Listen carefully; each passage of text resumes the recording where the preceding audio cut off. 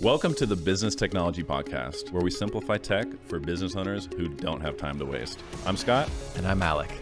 Every week, we break down practical tools, smart strategies, and real-world stories that help your business work better. Let's dive into today's episode. Today's episode, we're going to talk about disaster planning for your business. So we're based in Southern California. Typically, we have a lot of wildfires in the fall. And by the time this episode comes out, we hope that people can listen and kind of be prepared in advance. So typically what we've seen a lot of businesses in our area is when the wildfire season comes around, there's going to be a lot of power outages. So if you have a lot of people working in an office, the power goes out. That means there's no internet, no access to the information, no computers. What do you do? So that's where we'd like to really dive in and help make sure that businesses can be prepared for that event, whether they're on the East Coast and it's a hurricane, the Midwest and it's a tornado, or it's here in the West Coast where we have fire season and we're dealing with these frequent power outages. The COVID period allowed us to really experiment and evolve the way that we can provide a modern workplace for businesses, just because so many people were working from home. So how do you take what we've learned in that world and provide a good system for modern businesses to deal with their disaster recovery? So what do you suggest, Alex? Should I go into how that's done for businesses, or should we talk about who this would affect?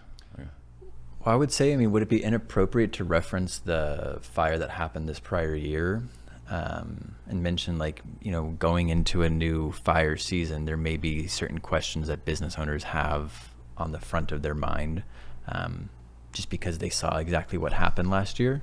Now, while we're hoping that nothing ever happens to that scale again, there are disasters that always come, and they never come with a knock on the door. Yeah. So I guess let's ask ourselves the question, if you're a business owner right now, here's a couple of things you can ask yourself. If the power goes out at your business, what happens? Do you have an uninterruptible power supply going to your server? Is your network going to stay online when the internet in the area is out? So think about when you get that Spectrum outage, or you get that Frontier outage, or you get the notification, hey, internet's going to be down. Well, is your business going to be affected by that? Or do you have a redundancy? So one of the topics I really want to focus on too is having good failover. So if you're a business that wants to keep everybody in the office when there's a disaster, well, you got to make sure that first and foremost, you have power. So some people have a generator in their business. Some people have an electric power bank that can power on their server, their network devices. But ensuring that you can still connect to the internet somehow and receive phone calls for your business. So, leading into, mid-September, early October right now, it's kind of becoming that fire season in our area. Would you have any sort of advice or maybe a checklist for some business owners that they can go into kind of disaster ready? Yeah, that's a great question. I think that the first thing business owners need to understand is what part of their system is accessible in the cloud and what part of their system is only accessible on their local server. So to really understand that, a server is just like a big computer, and you may have it sitting in a closet somewhere that you've never looked at, and maybe someone set it up for you, but you know that, hey, there's a server and it's important, it needs to be there.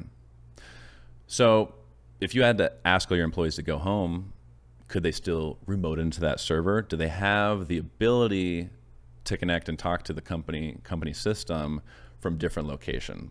So first step is assessing, okay, what of those systems do I have on site that are on the server? Which leads into the second thing is, okay, how can I allow my employees to access it remotely? A lot of businesses have figured out during the COVID world that, hey, we need to update this a little bit more so we have the flexibility for remote employees who maybe are in a different state or even in a different country to still access that information securely. So if you're one of those businesses that have informations or systems on a physical server, this is really important to think about your physical infrastructure to protect that device. I encourage a lot of businesses to start thinking about the cloud because you have massive data centers that have power redundancy, they have armed security, you have multiple failovers of your environment built into their system that you don't have to worry about. So if you want to host it yourself, you have to have your IT closet, you got to have it well air conditioned, you have to have an uninterruptible power supply. And how big is that? Are you expecting your downtime to be a couple of days or just an hour? Here in California, if there's a wildfire, they're going to shut down the power for the entire week. There's no power supply that could last that long. So then do you have a generator to power that server? So you're expending thousands, tens of thousands of dollars in infrastructure to support that server still. So if you have a server and you don't have the infrastructure to back it up, it's a great reason to think about, hey, can I move these systems to the cloud? Am I a company that uses QuickBooks on premise? Well, maybe I should consider QuickBooks Online and really making that change so I can just go on the internet from any computer, log in with my QuickBooks and two-factor authentication code, and get access to the company system. So if you could think about that approach for your business, how do we move to the cloud? How do I access these types of tools online?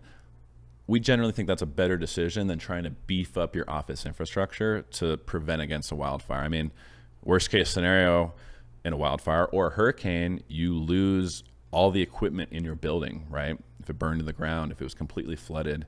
If you don't have a cloud backup of that on-premise information, and on-premise, I mean, it's at your office. It's the server in the closet. If that goes bye-bye, what happens?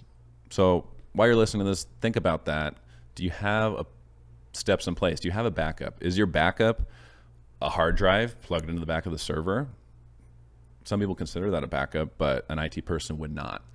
We take the rule of thumb of 3, 2, 1. You should have your data backed up in 3 different locations, and you should have it in 2 different forms of media, and 1 you should own a copy of yourself.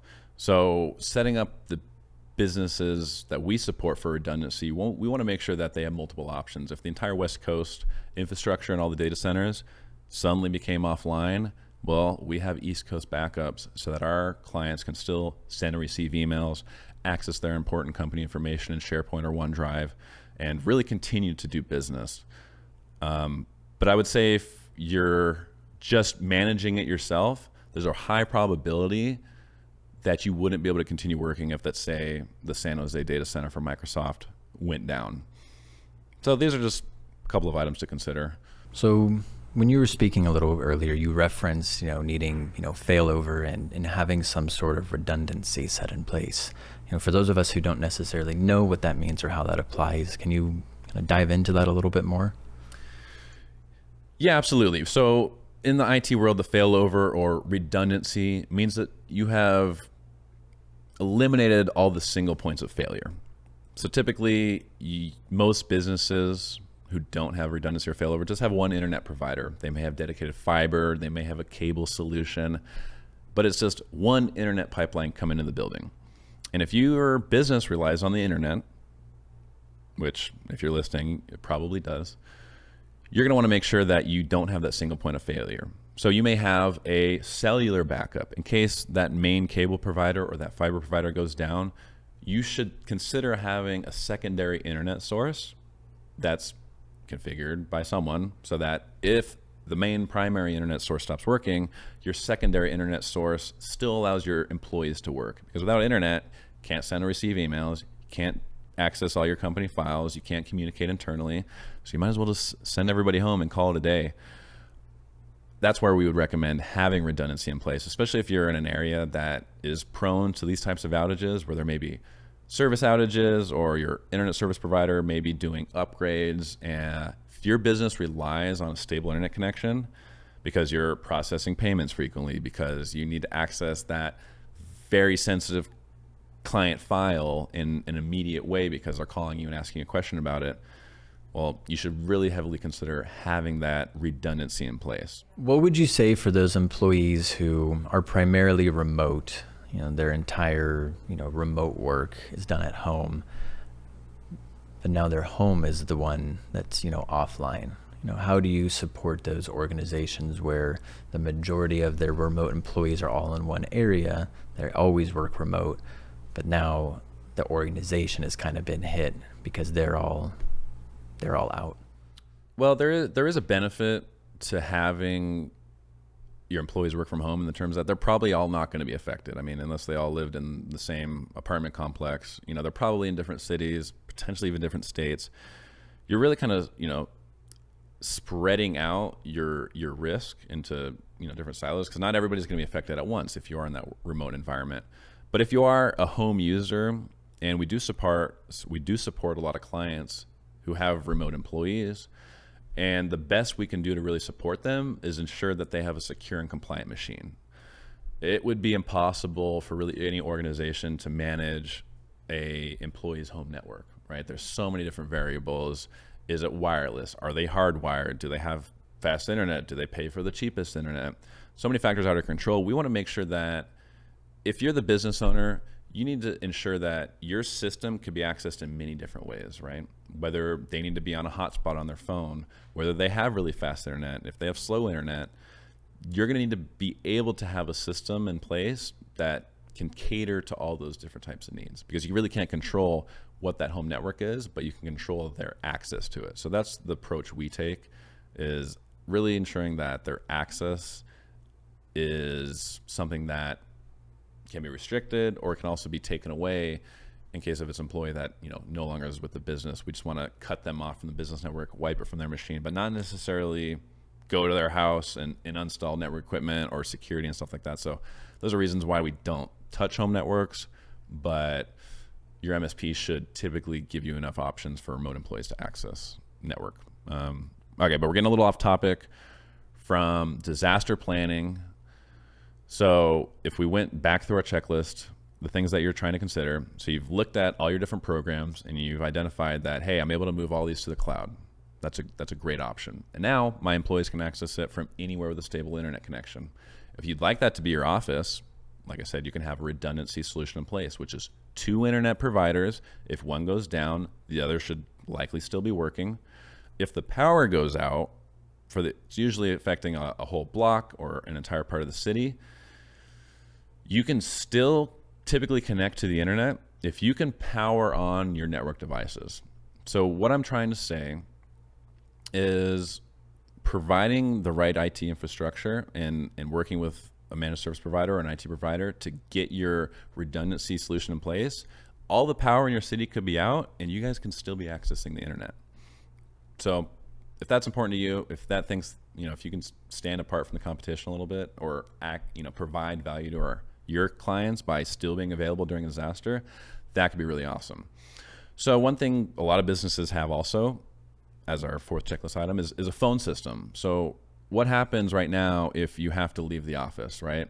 If you couldn't access the building, could you guys still operate? Could people access the phone system online through a browser? Could people physically take their VoIP phones or maybe their older phones to their home office and continue to operate?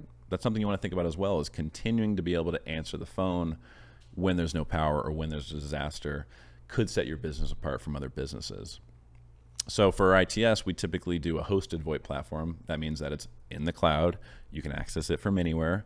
You can get it on your phone, your mobile phone, you can access it from, or you can take your physical hardware and plug it in at your home network, connect wirelessly, and take phone calls just as like you were at your desk at your office.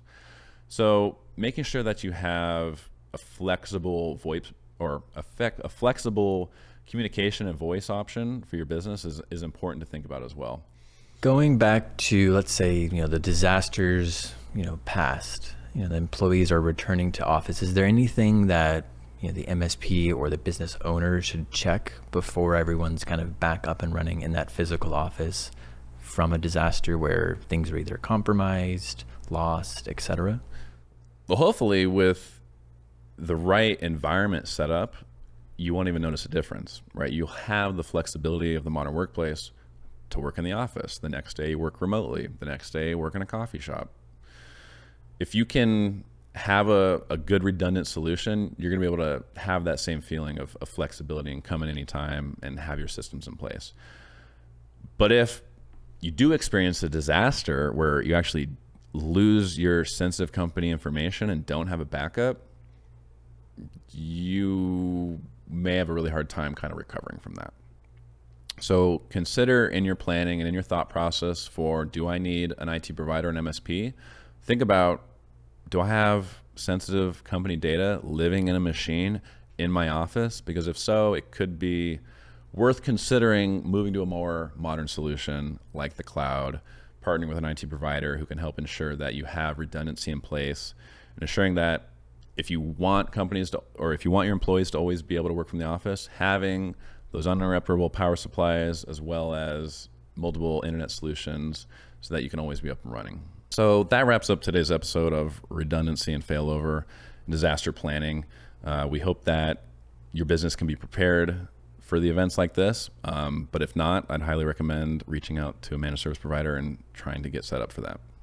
So that's it for today's episode of the Business Technology Podcast. Our goal is simple: to be your go-to resource for all things business technology. If you have any questions, leave them in the comments. You can also find us on Apple Podcasts, Spotify, and YouTube.